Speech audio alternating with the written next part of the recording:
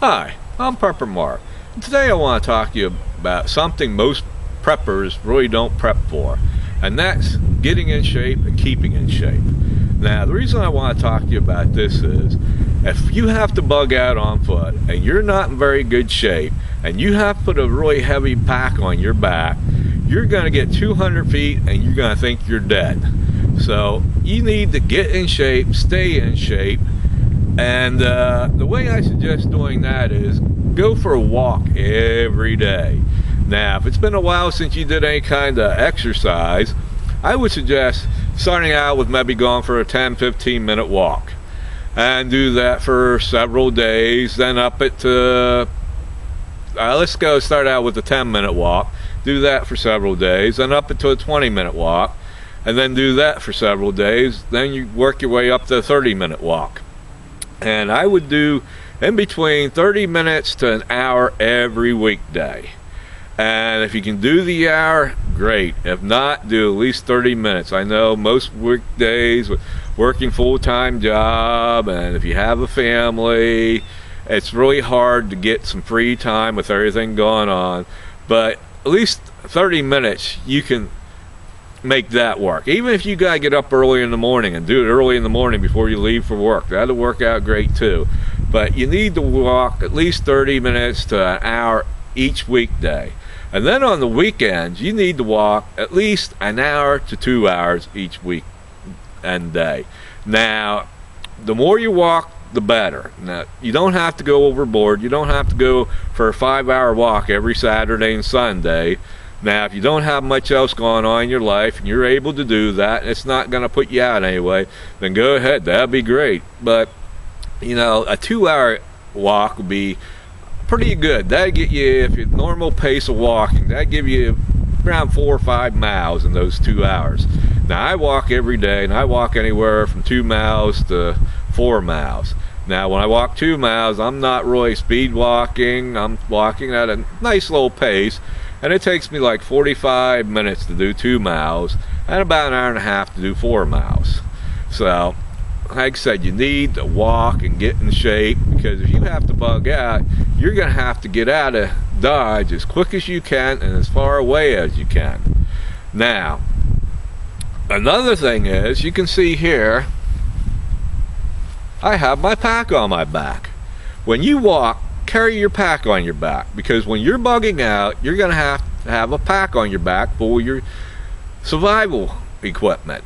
Now, the way I suggest doing this is start out with your pack with just a couple books in it. You know, get about 4 or 5 pounds in your pack, and then you want to steady increasing the weight of your pack till you're up around 25 to 30 pounds for a guy, 20 to 25 pounds for a girl.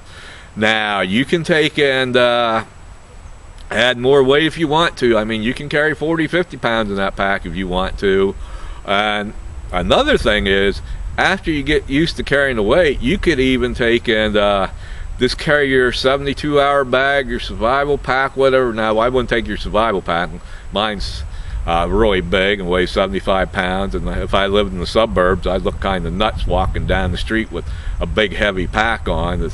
You know, but if you have like a 72-hour bag, something like that, and go ahead and throw that on your back and walk around the neighborhood like that. Now, one way to get some weight in there to start out is Hawaiian Punch makes these nice juice bottles. Now, you can get these at any grocery store. They come full with Hawaiian tropical punch or orange juice, orange drink, or several different flavors, and they're in the neighborhood of $2.50 or less. And they hold a gallon. Now, these jugs are great because not only do they work for holding water, if you want to stock up on some water, these jugs work great for that. But you can also put dry goods in there and probably put an oxygen absorber in there and put the cap on tight, and that should work too. But what's nice about these are sort of like a square design, a better design than a regular milk jug for carrying water. So you can start out with one of these.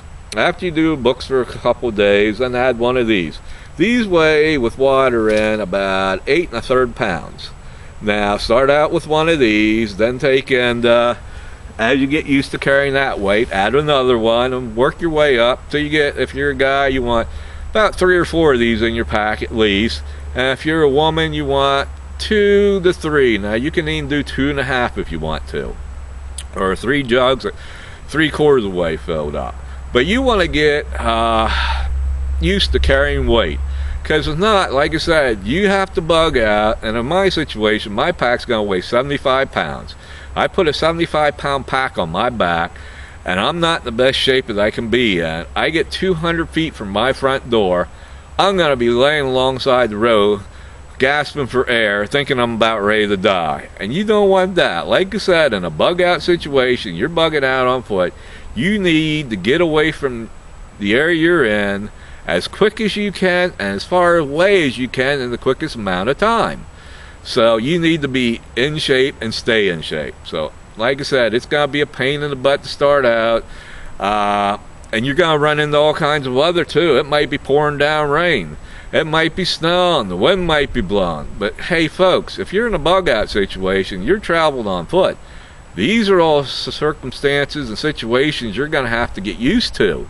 So if it's pouring down rain, go ahead and walk in that. This way, if something happens to your rain suit or the way you got things planned to stay dry for when it's raining, and you get home and you're wet, you know you have a problem, you can work it out. Because at home you can have a dryer, throw your clothes in, you have heat in your house to dry off, you have everything in your house you need to survive from getting wet in the rain. If you're in a wilderness area and it's 30 degrees out and it's raining out and you get soaking wet, you're in a lot of trouble, and you don't want that. So like I said, do your walks no matter what the weather is. Now don't put yourself in extreme danger. If it's thunder and lightning, don't walk in the lightning. You don't want to get struck by lightning. Or if you're in a mini blizzard, you don't want to go out there and get lost in your backyard in a mini blizzard. Or if you walk alongside the road, you don't want to get hit by a car, it wouldn't see you. So just use common sense in that area too.